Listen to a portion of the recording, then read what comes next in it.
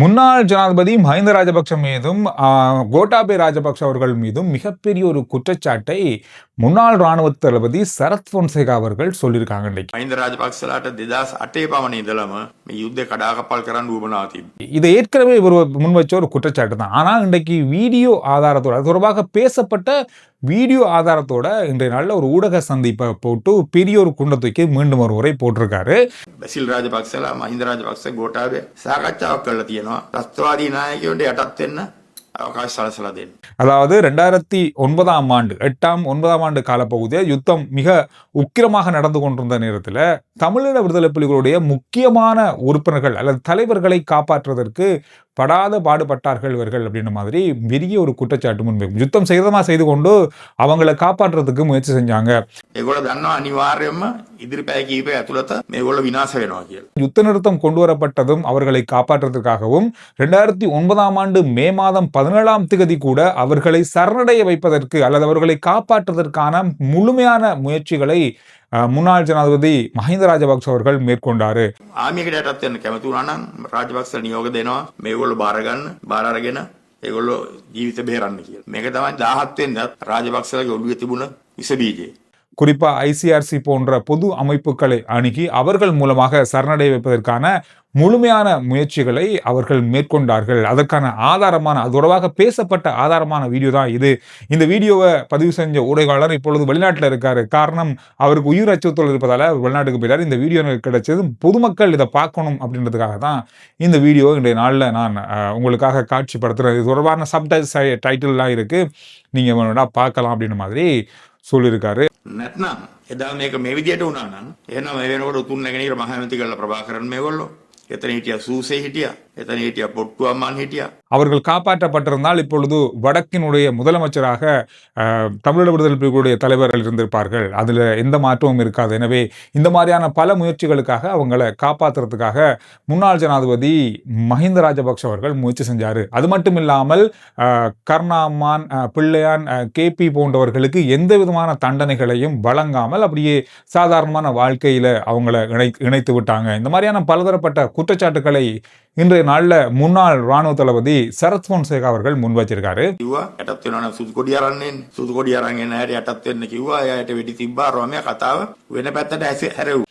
இது சிங்கள ஊடகங்கள்ல பெரிய அளவாக பார்க்கப்படுகின்ற ஒரு செய்தியாக இருக்கு. ஏற்கனவே ஒரு 6 மாசம் நினைக்கிறேன், 1 வருஷத்துக்குள்ள இதே மாதிரி ஒரு தகவலை முன்னாள் ராணுவ தளபதி சரத் பொன்சேகா அவர்கள் வெளியிட்டிருந்தாரு. இன்றைக்கு இன்னும் ஒரு விஷயத்த அதோட சேர்த்து இந்த நாளில் வெளியிட்டிருக்காரு. நாளைக்கு பத்திரிகைகள் ஊடகங்கள் முழுவதும் இது பெரிய ஒரு செய்தியாக பேசப்படும் என்றதுல சந்தேகமில்லை. இன்றைய நாளில் இது ஒரு பெரிய முக்கியமான செய்தியாக மாலை நேரத்தில் அவருடைய ஊடக சந்திப்பில் வரியான வீடியோக்கள் பரவலாக இருக்கிறது அனைத்து ஊடகங்கள்லையும். முன்னாள் ஜனாதிபதி ரணில் விக்ரமசிங்கே அவர்களுடைய மனைவியான மைத்ரி விக்ரமசிங்கே அவர்களை வருகின்ற 20ஆம் தேதி சிஐடிக்கு குற்றப்புலனாய்வு பிரிவுக்கு அழைக்கப்பட்டிருக்காங்க ஒரு வாக்குமூலம் பெறதுக்காக. அதாவது முன்னாள் ஜனாதிபதி ரணில் விக்ரமசிங்கே அவர்களுக்கு இப்பொழுது முன்வைக்கப்பட்டிருக்கின்ற குற்றச்சாட்டு, அதாவது வெளிநாடு சென்ற பயணத்துக்காக அரச நிதி பயன்படுத்தப்பட்டதற்கான வழக்கு இருக்குதானே, அது தொடர்பான சில தகவல்களை பெற்றுக்கொள்வதற்காக இவங்க அழைக்கப்பட்டிருக்காங்க. சாரதி அனுமதி பத்திரங்கள் வருகின்ற மார்ச் மாதத்திலிருந்து கொடுக்க போறாங்க. அது ஒரு நாள் சேவையாக இது மாற்றப்பட போகுது. காரணம் என்னன்னு சொன்னா, கடந்த நாட்கள்ல சாரதி அனுமதி பத்திரம் வழங்குறதுல பெரிய ஒரு பின்னடைவு ஏற்பட்டிருக்கு. இந்த பின்னடைவுகள் எல்லாமே இப்பொழுது நிவர்த்தி செய்யப்பட்டிருக்கிறது. 4 லட்சத்துக்கும் அதிகமான சாரதி அனுமதி பத்திரங்கள் இப்பொழுது பிரிண்ட் பண்ணப்பட்டிருக்கு. அதற்கான கொடுப்பனவுகள் இப்ப நடந்து கொண்டிருக்கு. இதெல்லாம் முடிச்சது பிறகு மார்ச் மாதத்திலிருந்து சாதாரணமாக ஒரு நாள்லேயே சாரதி அனுமதி பத்திரங்களை எடுக்கிறதுக்கான நடவடிக்கையை அரசாங்கம் மேற்கொண்டிருக்காங்க. நாடு முழுவதும் காலநிலையில பெரிய மாற்றம் ஏற்பட்டிருக்கிறது. மட்டக்களப்பில் கடந்த 3 நாட்களாக பெய்து வருகின்ற மழை பெரிய அளவான வெள்ள இடங்களை நிரப்பி இருக்கிறது. அது மட்டும் இல்லாமல் இன்றைய நாளில் 128 மில்லிமீட்டருக்கும் அதிகமான மழை மட்டக்களப்பில் மட்டும் இன்றைய நாளில் பதிவாகி இருக்கிறது. நாட்டில் நாய்க்கடி அதிகமாக இருக்கிறது. இதுவரைக்கும் 14 பேர் உயிரிழந்திருப்பதாக சொல்லப்பட்டிருக்கிறது. இதுல மிக முக்கியமான விஷயம் என்னன்னு சொன்னா, இந்த விசர் நாய்க்கடிகளால அதிகமானவர்கள் பாதிக்கப்படுகிறார்கள், நோய்வாய்ப்படுகிறார்கள். ஒரு வருஷத்துல 2.5 லட்சத்துக்கும் அதிகமானவர்கள் மிருக கடிகளுக்கு உள்ளாகிறாங்க நாட்டுல.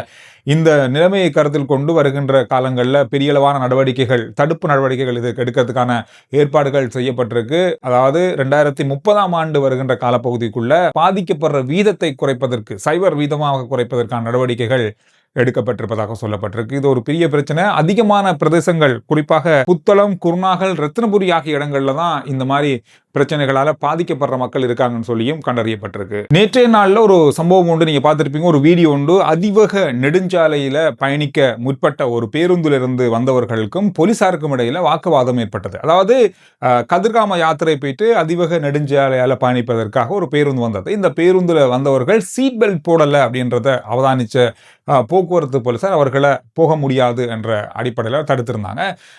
பேருந்தில் இருந்த ஒரு 4-5 பேர் வந்து போலீசாருக்கும் அவர்களுக்கு இடையிலான வாக்குவாதம் ஏற்பட்டது. அது வீடியோ காட்சிகளாக சமூக வலைதளங்களில் பதவி இருந்தது. அதிகமாக போலீசாரை திட்டிய வார்த்தைகளாக இருந்த அதே நேரத்தில் ஜனாதிபதி அவர்களையும் இந்த 4-5 பேரும் பெரிய அளவாக கெட்ட வார்த்தைகளாக திட்டியிருந்தாங்க.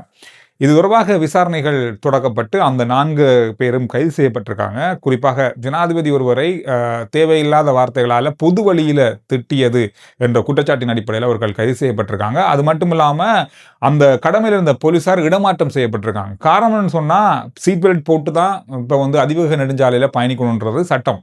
அதை மீறி எங்களால் போக முடியாது அப்படின்ற ஒரு காரணத்தை முன்வைத்து போலீசாரோட வாக்குவாதத்தில் ஈடுபட்டு தேவையில்லாத வார்த்தைகளை பிரயோகித்தவர்களை கட்டுப்படுத்த முடியாமல் போனதற்காக அந்த போலீசாருக்கு, அந்த போலீஸ் அதிகாரிகளுக்கு இடமாற்றம் வழங்கப்பட்டிருக்கிறது. ஜனாதிபதியை தேவையில்லாமல் வார்த்தைகளால் பேசியவர்கள் கைது செய்யப்பட்டிருக்கிறார்கள். எனவே இந்த ஒரு விஷயமும் ஒரு முக்கியமான விஷயமாக இருக்குது. கடந்த நாளாக, அதாவது 2 நாளாக அந்த வீடியோ சமூக வலைதளங்களில் மிகப்பெரிய அளவாக பரவி இருந்தது.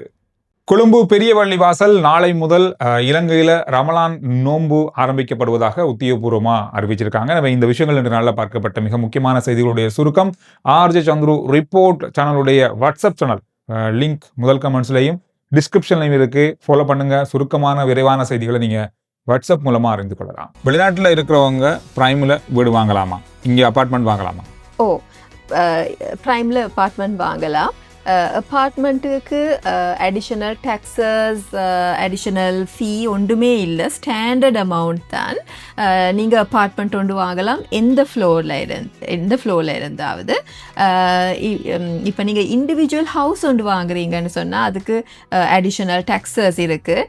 அப்பார்ட்மெண்ட்டுக்கு ஒன்றும் இல்லை. நீங்கள் எந்த ஃப்ளோர்லேயும் அப்பார்ட்மெண்ட் ஒன்று வாங்கலாம். அதே மாதிரி நீங்கள் வெளிநாட்டில் இருக்கிறீங்கன்னு சொன்னால் உங்களுக்கு ஒரு பிரச்சனையும் இல்லை. இங்கே செக்யூரிட்டி இருக்குது. அதனால நீங்கள் வேறு யாரையும் வைக்கவும் தேவையில்லை. அதாவது இப்போ பொதுவாக வெளிநாட்டில் இருக்கவங்க வீடு வாங்கினாங்கன்னு சொன்னால் ஒரு மாதம் வந்து நிற்பாங்க, அதுக்கப்புறம் அவங்க திரும்ப போயிடுவாங்க. அதனால அதை பாதுகாப்புக்கு சிசிடிவி போடணும், ஒரு செக்யூரிட்டி வைக்கணும்.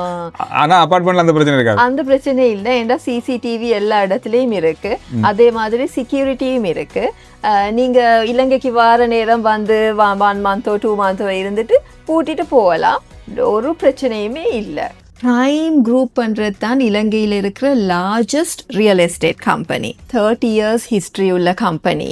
பிரைம் குரூப் தான் ஒரே கம்பெனி இலங்கையில் கொலம்போ ஸ்டாக் எக்ஸ்சேஞ்சில் ரெஜிஸ்டர் ஆகி இருக்கிற ஒரே கம்பெனி பிரைம் குரூப். இதுவரை பிரைம் குரூப்புக்கு more than 500,000 கஸ்டமர் பேஸ் ஒன்று இருக்கு. நீங்கள் இன்வெஸ்ட் பண்ண பிளான் பண்றீங்கண்டா prime group number 1 real estate company. Prime குரூப்பை நீங்க செலக்ட் பண்றதுக்கு ரீசன்ஸ் இதுதான். வேற எங்கேயும் இந்த நம்பிக்கையான சர்வீஸ் கொடுக்கப்படும் என்று நான் நம்ப இல்லை.